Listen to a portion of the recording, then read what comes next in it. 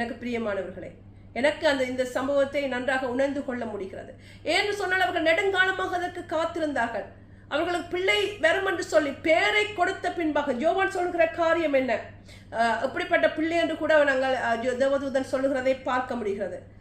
18ஆம் வசனம் இப்படியாக சொல்ல, இத்தனை சொன்ன பிற்பாடும் சகரியா சொல்கிற காரியம் என்ன, அப்பொழுது சகரியா தேவதூதனை நோக்கி, இதை நான் எதனால் அறிவேன், நான் கிழவனாய் இருக்கிறேன், என் மனைவி வயது சென்றவளாய் இருக்கிறாளே என்றார்.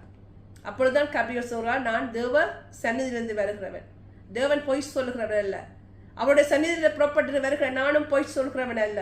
அமே, பொய் சொல்ல அவர் மனிதன் அல்ல, மனம் மாற அவர் மனுபுத்திரன் அல்ல. அவருடைய நேரத்திலே சில சமயங்களே அந்த ஆசீர்வாதத்தை பெறுவதற்கு எங்களுடைய வாழ்க்கையிலே ஆண்டவர் சில கிரியைகளை செய்ய வேண்டிய காரியம் இருக்கிறது, நம்மை சரிப்படுத்த வேண்டிய காரியம் இருக்கிறது, அல்லது அவருடைய நேரம் இன்னும் வரவில்லை என்ற காரணம் இருக்கிறது.